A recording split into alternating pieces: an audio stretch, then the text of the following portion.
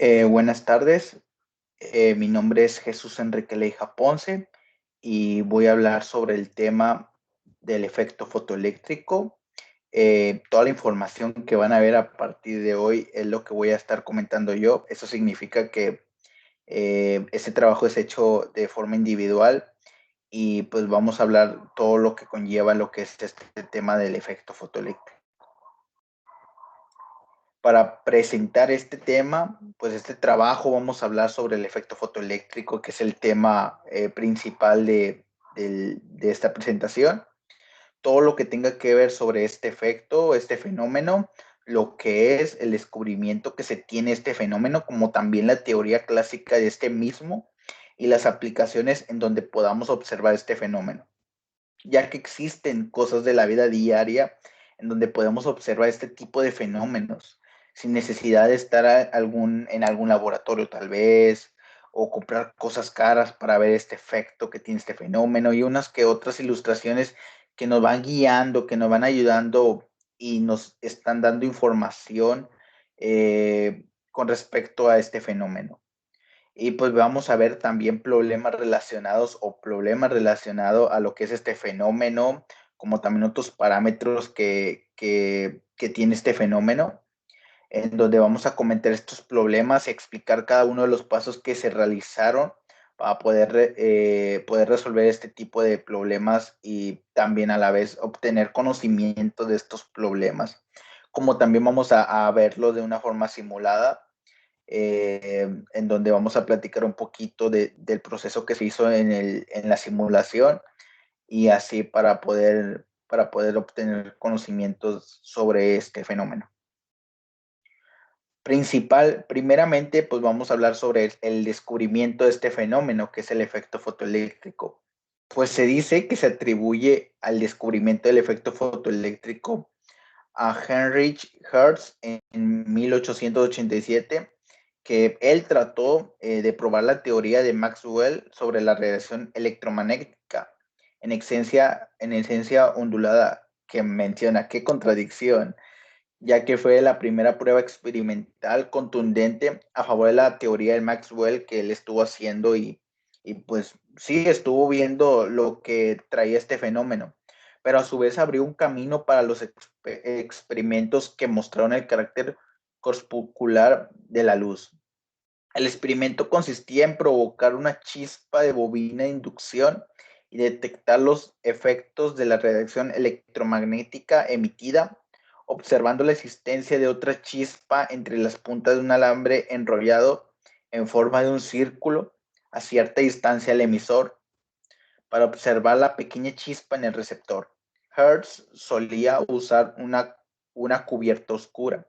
Al hacerlo, él notó que la chispa cambiaba de longitud bajo ciertas condiciones, incluso desaparecía. Esto le permitió concluir que la luz proveniente de la chispa emisora era la causante de este extraño fenómeno. Como podremos ver en la imagen que les estoy mostrando en esta presentación, pues más o menos de lo que acabamos de mencionar, pues es lo que él comprobó en su teoría, que de una luz, esa luz sabemos, se vio anteriormente, de que esta luz genera ondas, sí, ondas, y a su vez también contrae fotones, y que esos fotones van directo a los electrones, y esos electrones salen dispersados por lo que es el fotón, que esto obviamente depende si va a tener la fuerza o la energía suficiente para poder trasladarlo o no la va a tener, que es lo que vamos a ver un poquito más adelante. De hecho, con un prisma descompuso la luz del emisor y descubrió que la chispa en el emisor era más intensa que al ser expuesta la luz ultravioleta. Alguien le sugirió usar ancas de rana como mecanismo detector en la radiación electromagnética. Así, este descubrimiento pudo no ser ocurrido si el uso de ancas de rana como receptores en la radiación electromagnética hubiera tenido éxito. Al año siguiente, otro físico experimental en Dresden, Wilmer Walchans, repitió en el experimento con un arreglo experimental más simple. Lo que este señor investigó fue el efecto de la radiación electromagnética sobre los objetos cargados negativamente. Hallward clarificó mucho el fenómeno, pero no dio más explicaciones sobre las posibles causas ni propuso alguna explicación teórica. El efecto fotoeléctrico también suele ser llamado como el efecto Hallward. Pues este tipo fue el que, por así decirlo, formalizó lo que es el efecto fotoeléctrico, ya que como vimos en la diapositiva pasada, pues el otro científico, pues sí se dio cuenta de que había este fenómeno, pero no lo pudo, por así decirlo, sí, o sea, lo comprobó y todo, pero no hizo más allá, por así decirlo, no completó, por así decirlo, la investigación, y este Hal Watch, pues fue el que, por así decirlo, puso toda la información y que se trataba de un efecto fotoeléctrico que ocurre entre los fotones y electrones en sus movimientos. Aquí vemos una imagen de que la luz roja causa baja frecuencia de lo que transmiten los electrones, y la luz ultravioleta alta frecuencia, que esto lo de las luces lo vamos a ver en la simulación más adelante. Nos vamos a otro subtema de lo que es este tema. Pues el tema que vamos a ver, ¿qué nos dice la teoría clásica con respecto al efecto fotoeléctrico? Tal vez nos podamos preguntar esta pregunta por lo que acabamos de ver, pero es más o menos lo mismo, o es hacerlo, por así decirlo, ya más teórico, de la forma teórica de lo que se presentan, por así decirlo, este efecto fotoeléctrico.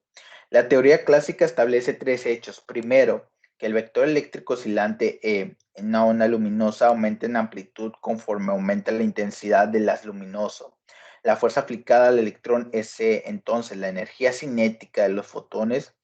también debería aumentar de acuerdo con el aumento de intensidad del haz luminoso.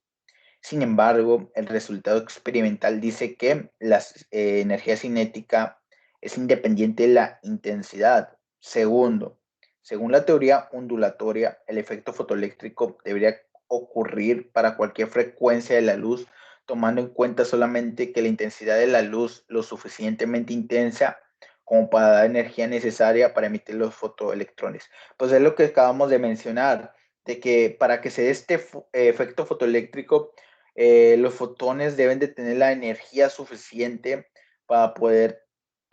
trasladar los electrones, ya que si no consigues esa energía suficiente, pues los electrones se van a permanecer donde se encuentran, y por así decirlo, no va a ocurrir lo que es este fenómeno. Así que este fenómeno pues tiene que hacer que los electrones se puedan trasladar, como lo podemos ver este dibujo un poco más detallado de lo que hemos estado hablando en anterioridad, de que pues llegan una luz, y esa luz pues contienen fotones, y si tienen la energía suficiente pues pueden hacer mover los electrones de menos a más, que como se ve en esta imagen, y pues por ende pues va a tener corriente, por así decirlo, este efecto, pero todo depende si lo pueda mover o no lo pueda mover, ya que si no lo mueve pues no tendrá corriente, ya que no se da este efecto. En la siguiente, los resultados experimentales muestran que cada tipo de superficie material existe frecuencia de corte característica tal que por debajo de esta el efecto fotoeléctrico no ocurre sin importar la intensidad del haz luminoso. Tercero, si la energía adquirida por un fotoelectrón es absorbida de la onda que incide sobre la placa del metal, el área efectiva del blanco para un electrón en un material está limitada y probablemente no sea mucho mayor que un circuito de un diámetro atómico. En la teoría clásica, que es lo que estamos viendo, la energía luminosa se encuentra uniformemente distribuida sobre el frente de onda. Entonces, si la luz es suficientemente débil, existirá un tiempo de retraso mensurable entre el instante en el que la luz comienza a incidir sobre la superficie y la expulsión del fotoelectrón, Durante este intervalo, el electrón deberá absorber energía del haz hasta acumular la suficiente para escapar. Sin embargo, nunca se ha medido un tiempo de retraso. Pues esto nos acaba de decir lo que hemos estado hablando, de que si no existe energía suficiente para poder mover a los electrones, si el fotón no tiene la energía suficiente para mover los electrones, pues no se va a dar. Y aquí pues nunca se ha medido un tiempo de retraso en el que cuando los electrones lleguen a absorber energía del fotón, pues es lo que no se, por así decirlo, no se ha medido de que cuánto tiempo tarda en reaccionar y todo este tipo. Aquí vemos una imagen representativa de cómo, de este fenómeno, de que estas rayitas rojas, pues son lo que son los fotones y llegan directamente a los electrones y estas mismas, si tienen la energía suficiente, la trasladan y si no, se quedan quietas tal y como lo podemos ver en la imagen. Vamos a hablar ahora sobre las aplicaciones que tienen el efecto fotoeléctrico. Las aplicaciones que tienen este fenómeno las encontramos en cámaras, en el dispositivo que gobierna los tiempos de exposición, en detectores de movimiento, en el alumbrado público como regulador de la cantidad de poner en las máquinas copiadoras, en las celdas solares. Así que todo lo que vemos aquí pues son las aplicaciones que se le da a lo que es este efecto, ya que son muy variadas, las utilizamos en la vida cotidiana y son muy comunes, tan comunes que hasta una calculadora que nosotros usamos para hacer cálculos y todo este tipo, eh, pues lo puede presentar, o sea, lo puede presentar y la más representativa de estas calculadoras son las que ocupan paneles solares, ya que los paneles solares, pues por así decirlo, la luz o el sol produce fotones y en estas mismas, como si la calculadora tiene electrones, pues ya hacen hacerla funcionar, como también mencionamos los paneles solares, relojes de mano y entre otras cosas, no solamente son estas las que vemos en la imagen, sino hay muchas otras aplicaciones en donde nosotros podemos ver de manera, sí, de manera material o cosas que nosotros vemos día con día, que el efecto fotoeléctrico lo podemos encontrar en todas partes. En la siguiente diapositiva ya vamos a hablar sobre un ejercicio que está relacionado sobre el efecto fotoeléctrico. El problema es el siguiente. Se produce corriente fotoeléctrica cuando la luz de 400 nanómetros incide sobre un material con una función de trabajo de 2.3 electrovolt. Si el caso de producirse la corriente fotoeléctrica que nos está preguntando en la primera pregunta, ¿a qué velocidad viajan los electrones y cuál es el voltaje de corte? Aquí pues tendemos que tener conciencia, pues se trata de un efecto fotoeléctrico ya que nos está hablando sobre la luz, nos está hablando sobre material y nos está hablando de que produce corriente fotoeléctrica, no se va por así decirlo, no nos habla de otra cosa más que el efecto fotoeléctrico. Y primero, antes de proceder a resolver el problema, primero tenemos que ver los datos que tenemos a la mano. Principalmente tenemos la longitud de onda o la longitud del fotón incidente, que nos dice que es de 400 nanómetros, que aquí lo convertimos a metros y es 400 a la menos 9 metros. También tenemos otro que es implícito, o sea, no lo tenemos tal cual en la redacción, pero nosotros debemos de saber que H es la constante de Planck y su valor es de 6.625 por 10 a la menos 34 joules por segundo. También otra cosa, otro valor que está implícito es el valor de la luz, que es C, que esto equivale a 3 a la 8 metros sobre segundo. Otro valor que tiene este implícito es el del el electrón, que es 1.6 por 10 a la menos 9 C. Otro valor que lo vamos a ocupar para este problema es el de la masa del electrón, que es 9.11 por 10 a la menos 31 kilogramos. Y también para poder, como vemos en el problema, tenemos electrovolts. En este ejercicio lo vamos a convertir todos a joules, así que vamos a también poner como dato esta conversión, que es un electrovolt, que es igual a 1.6 por 10 a la menos 19 joules, y el valor de función de trabajo, que es, que es un 2.3 electrovolt. Primero procedemos a hacer la conversión de electrovolts a joules, convertimos la función de trabajo y la respuesta nos dio 3.68 por 10 a la menos 19 joules. Ya después de obtener el valor de la función de trabajo en joules, procedimos a calcular la que es la energía, la E mayúscula, y que esto nos da a 4.968 por 10 a la menos 19 joules. Y aquí con estos dos valores o estas dos energías calculadas, procedemos a calcular la energía máxima para comprobar a ver si este problema tiene la capacidad de producir corriente fotoeléctrica. Hacemos los cálculos y nos da que es 1.288 por 10 a la menos 19 joules, ya que como nos sale positivo y todo nos sale bien, esto significa que sí se produce corriente fotoeléctrica, que sí tiene la energía suficiente este fotón para mover a los electrones en donde está incidiendo, y por ende pues sí va a tener una velocidad y también va a tener un voltaje de corte.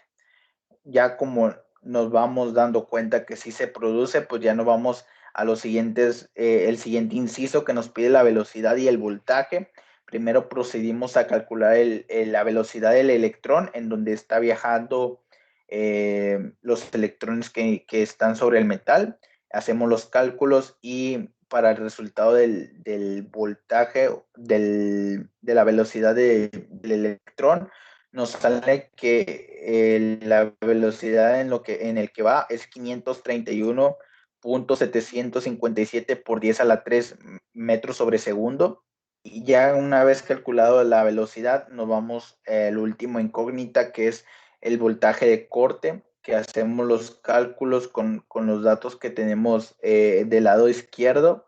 Y haciendo los cálculos nos da que el voltaje de corte que está sucediendo en ese efecto fotoeléctrico es de 0.805 volts, y pues con este problema nos damos dando cuenta que a veces sí surge y a veces no, y que si surge tiene muchos valores, por ejemplo, la velocidad que calculamos, el voltaje y otros incógnitas que podamos calcular. Y cuando no se da el efecto fotoeléctrico, pues eso significa que tampoco no va a tener velocidad, no va a tener voltaje, y que solamente podamos calcular las energías. Es lo único que podemos calcular, ya que no surge el efecto fotoeléctrico si en dado caso nos saliera negativo la energía cinética. Vamos a pasar lo que es a la simulación del efecto fotoeléctrico. Aquí observamos en pantalla dos simulaciones que se hicieron. La primera, pues observamos que no tiene intensidad y que nos encontramos en una longitud de onda de 400 nanómetros, parecido al ejercicio anterior, solamente que acá no tiene intensidad. Y la segunda imagen tiene una intensidad del 50% con la longitud de onda igual. Aquí pues podemos observar que conforme más haya intensidad, más van saliendo los electrones, ya que si no hay intensidad, pues no incide ningún fotón, y eso significa que no existe el efecto fotoeléctrico. Y acá, como ya está incidiendo, en la segunda imagen, como ya está incidiendo un rayo de luz, pues en ese rayo de luz contiene fotones, y como está en una longitud de onda de 400 nanómetros, pues sí va a tener la energía suficiente para mover o trasladar los electrones, como se está viendo en pantalla, ya que a partir de 540, 535 para arriba, de longitud de onda ya no se registra ningún electrón. O sea, ya no se ve tanto. Y lo vamos a ver en la siguiente diapositivas. En la siguiente, pues aquí como ya hicimos la comparación de intensidad, aquí también vamos a hablar sobre esta misma para ver las diferencias. Aquí observamos que ahora cambiamos de longitud de onda, ahora nos encontramos en 475 nanómetros y a una intensidad de 50%, y en la imagen derecha nos encontramos al 100% con el mismo longitud de onda. ¿Esto qué no quiere decir? Que cuando haya más intensidad, los electrones más van produciendo electrones y se van trasladando, y cuando sea menor intensidad, pues los electrones salen muy poquito, como lo podemos ver en esta simulación que nos explica exactamente pues este hecho, como también se obtiene que hay corriente o no hay corriente, pues eso se ve en esta simulación. La tercera imagen, pues es lo que les estaba diciendo al principio de este subtema, que pues depende de qué longitud de onda te encuentres. Por ejemplo, en la tercera imagen ya nos encontramos en 725 nanómetros. Eso significa que ya o sea, aunque nos encontramos una buena intensidad y esté produciendo luz del fotón, eso significa que no tuvo la energía suficiente para trasladar los electrones, por lo cual no está surgiendo el efecto fotoeléctrico. Y la tercera imagen pues no hay efecto, y en la primera y en la segunda sí, porque como vemos en pantalla, pues los electrones se están trasladando. En la primera imagen pusimos una longitud de onda, o para probar una longitud de onda de 235 nanómetros. Como vemos, es más la cantidad de electrones que la segunda. En la segunda nos encontramos a 530 nanómetros. Como se lo mencionaba, el intervalo de 535 a 600, pues deja de producirse electrones, ya que, por así decirlo, es la mínima o es la máximo, por así decirlo, o mínimo máxima de electrones, en donde puede ser capaz de ser removido de un lado a otro. Ya para concluir este trabajo, pues nos hemos dado cuenta del aprendizaje que hemos obtenido mediante toda esta información que se acaba de ver anteriormente sobre el efecto fotoeléctrico, que la información más clara pues fue de que cuando se da cuando un fotón tiene la capacidad de hacer que los electrones se muevan, sin dado caso la energía cinética nos dé resultado negativo. Esto nos resulta, o podemos creer nosotros, que que no tiene la capacidad de hacer ese efecto fotoeléctrico, si en dado caso el resultado de la energía cinética nos dé negativo y así nos da positivo, pues podemos concluir de que sí existe efecto fotoeléctrico, de que sí se mueven los electrones. Obviamente, pues para hacer los cálculos de velocidad y del voltaje, pues ya serían cálculos aparte que se tendrían que hacer, y todo este fenómeno que se caracteriza. Esta información se vio ilustrada con la simulación que hicimos con respecto al efecto fotoeléctrico que vimos en las diapositivas pasadas. Hemos aprendido con toda esta información relacionada al efecto fotoeléctrico, que nos hablaban sobre el descubrimiento de este fenómeno en años atrás de la actualidad, que es lo que científicos descubrieron ahorita de lo que nosotros ya sabemos en la vida actual, de todos los experimentos que ellos hicieron para comprobar este hecho, y por así decirlo, ya lo podamos ver en distintos objetos, que es lo que vimos en las aplicaciones de este efecto, este fenómeno, cuando se había descubierto de qué manera actúa este fenómeno, con qué se conforman en él también. Como también las aplicaciones que surgen de este fenómeno que nosotros usamos en nuestra vida, que usamos, mejor dicho, en la vida cotidiana sin darnos cuenta. Nosotros lo usamos diariamente con objetos tan básicos, como le mencionaba, las calculadoras, las cámaras que se usan para celulares, y todo este tipo de aplicaciones que lo vimos con anterioridad. Esto y más, pues fue lo que vimos en este tema tan relevante de la física clásica, que es el efecto fotoeléctrico. Muy interesante este tema y es muy interesante cómo ver que un rayo de luz, un fotón que está incidiendo sobre un material, pues pueda ocurrir o no ocurrir este efecto. Y todo depende si tiene la energía suficiente para hacer mover estos electrones en donde esté incidiendo. Pues esto fue todo por el tema del efecto fotoeléctrico. Muchas gracias y que pasen un buen día.